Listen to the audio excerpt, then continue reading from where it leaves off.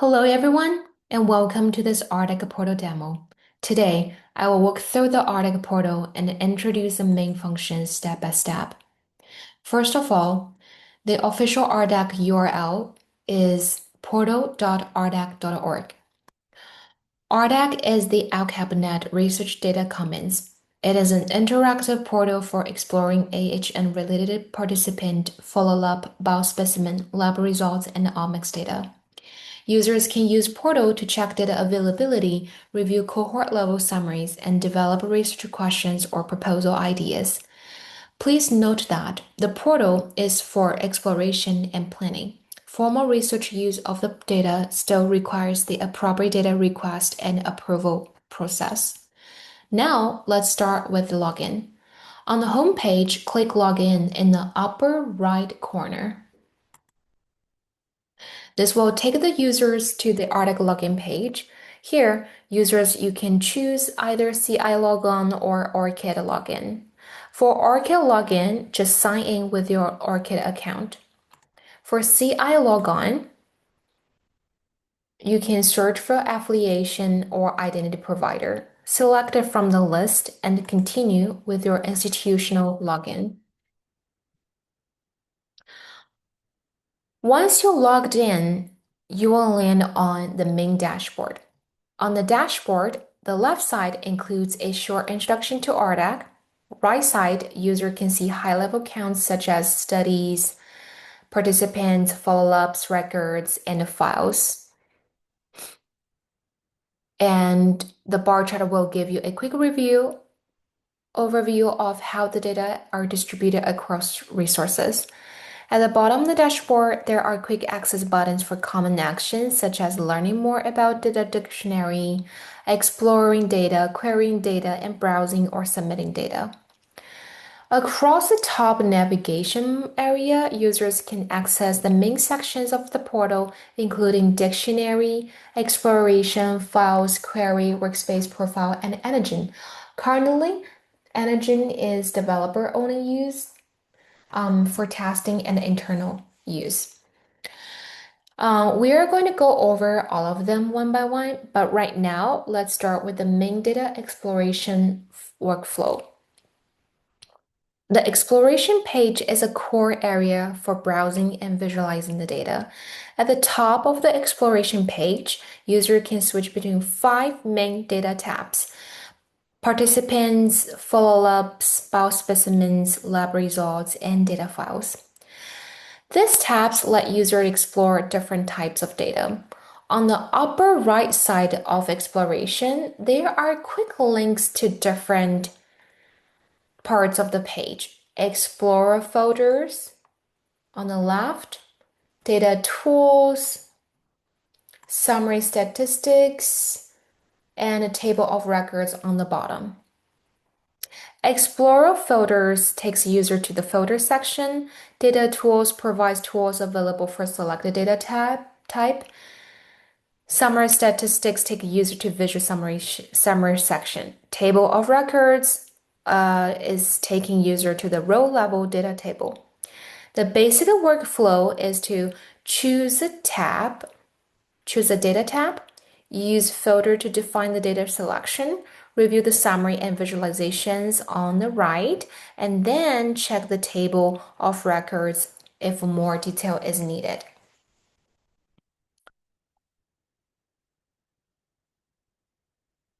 Now, we can look at the Explorer filter section. The filter panel is usually on the left side of the page. This is where users define the cohort or records they want to explore. Depending on the selected tab, filters may include study information, participant information, behavior, outcome, lab test, biospecimen information, or follow-up information. If there are many filter options, users can use the search icon to quickly find what they need. Users can select one option or multiple options depending on what they want to include. After applying filters, users can review the updated counts, summaries, and plots in the summary statistics section. At the bottom of the exploration page, user can review the table records. This table shows row-level records that match the current filters. Users can use it to inspect the underlying data fields for the selected records. Now, let's go through the main exploration tabs. We will start with the Participants tab. And the Participant tab is used to explore participant level data. On the left side, users can start with the study attributes, such as project, study name, observational groups, or clinical trial treatment arm. Then, users can refine the selected cohort using participants' attributes, such as demographics and a clinical site. Users can also apply filters related to behavior, outcome, and lab test. These filters help narrow the participant cohort based on clinical outcomes, behavior-related variables, or lab test availability. On the right side, the summary statistics section shows summaries and a visualization for the selected participant cohort. One important analysis in the Participants tab is a survival curve analysis in the middle. Here, user can choose an outcome such as overall survival or AKI. AKI stands for acute kidney injury. Users can also choose how to group the curves, such as by no grouping, observational group, treatment arm, or sex. This helps user to compare the outcome patterns over time across different groups. For example, if we selected AKI and a group by treatment arm, the chart shows how AKI-related patterns differ across treatment groups. The table below the curve gives supporting numbers for each time point. Next, let's move on to Follow-ups tab.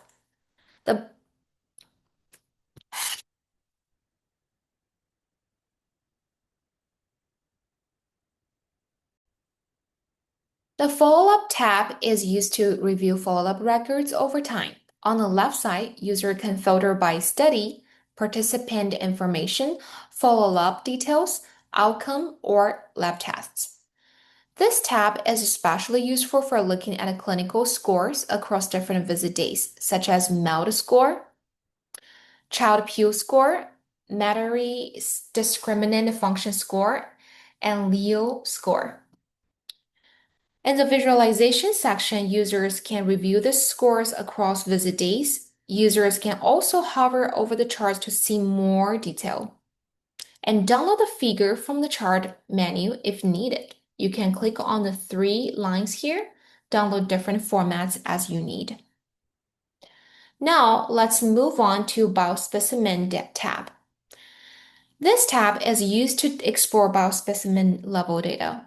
On the left side, users can filter by study, participant information, specimen type, lab, follow-ups information, and outcomes.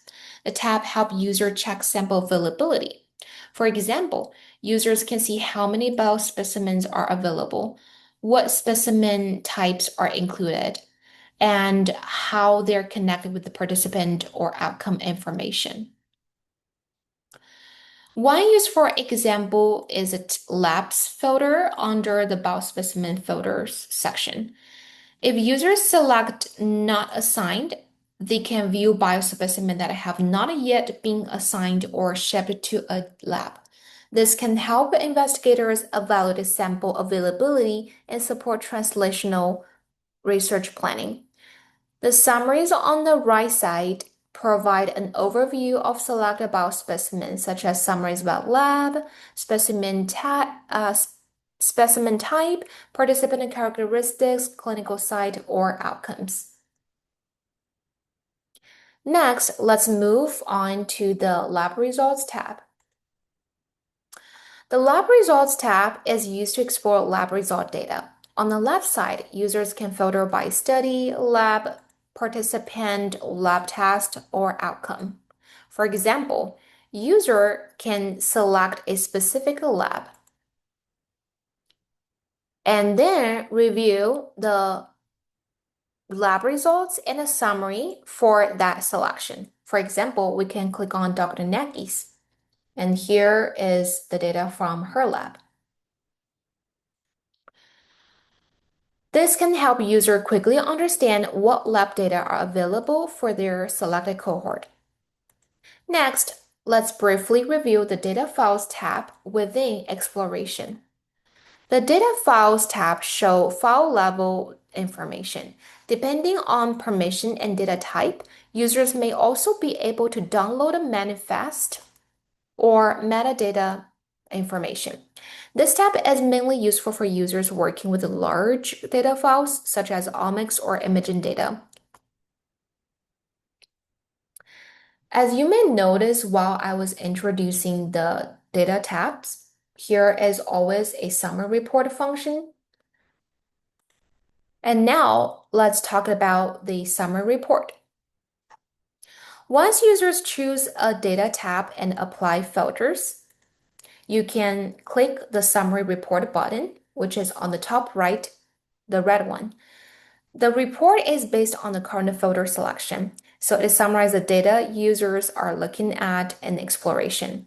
While the report is being generated, user can check the progress in the status panel, usually at the lower right corner. When it is ready, the report will open automatically. The report includes the selected filters, summary numbers, visual summaries, and related analysis results. This is useful when users want a quick snapshot of the selected data, especially when preparing a proposal or checking data availability. Now that we have covered the main exploration workflow, we can briefly review the other portal sections. First, let's open a dictionary. The dictionary page shows the ARDaC data model. Users can review data nodes, properties, descriptions, and relationships. On the left side, users can use search box to look for specific nodes or variables. On the right side, users can review the node list and related details. Users can also switch between the table view and graph view. In graph view, the data model is shown as connected nodes. Users can zoom in or out and click on a node to see more detailed information, such as its properties and related nodes. The dictionary is useful for understanding variable definitions for validating data structure during data submission.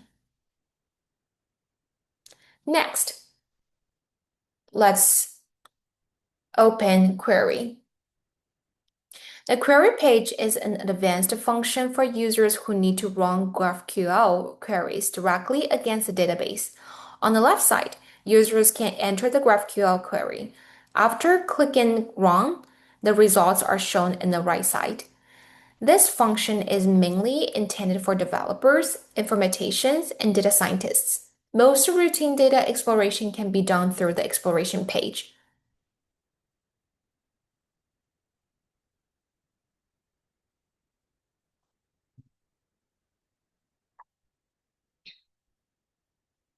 Next, we can open the files. The Files section is closely related to the Data Files tab in Exploration. Both are used for file level data. The Data Files tab is part of the exploration workflow, where users can review file records together with folders, summaries, and the table of records. The File section here in the top navigation part provides a direct way to access file level data information. Users can browse available files and review related metadata. Depending on the user's permission and data type, users may also access manifest or metadata download options. This section is especially useful for users working with the large files such as omics, imaging, or other file-based data. Next, let's look at the Workspace. Workspace allows users to launch a Jupyter notebook environment. From there, users may upload notebooks and run analysis using Python or R. This is an advanced function and usually requires specific permission. Obviously, I don't have such a high advanced permission. Finally, let's look at the profile. The profile page shows account-related information. Users can review project access, available methods, and permissions. Users can also manage API keys from this page. API keys allow programmatic access to the data commons through scripts, applications, or notebooks. And so far, we have introduced all the main sections in the navigation parts. And now I want we to focus on the browse data. So whenever you click on the browse data, you will see the data submission page. On this page, users can see a list of projects. The project table includes project level counts, such as cases, experiments, aliquots, and files. Each project has a browse data button on the right side. Users can click the button to open the project level data structure. After entering the project, users can see the current data structure as a graph. Each circle represents a data node, such as project, study, case, follow-up, demographic, aliquot, lab, or protein expression. The colors indicate different categories of data, such as administrative, biospecimen, clinical, or data file related nodes. Users can also use a toggle view button on the left to switch to the between different views of the data structure. This page is useful for understanding how the data are organized in the system before browsing or submitting data.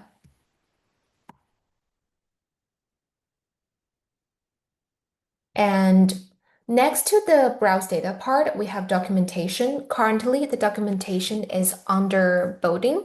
We will put our documents into it in the future.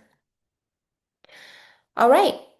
Before we finished, I want to return to one main point. ARDaC is designed to help investigators explore AHN data, review cohort level summaries, check biospecimen and lab result availability, understand follow-up and outcome data, and develop research ideas. The portal is a starting point for exploration and planning. If the data appear relevant to a research question, users should follow the official data request and approval process before using the data for formal analysis or publication. For questions about research proposals or data requests, users should contact the appropriate project or committee at contact. For technical questions about the portal access permissions or system functions, users can contact ARDaC support. That concludes this ARDaC portal demo. Thank you.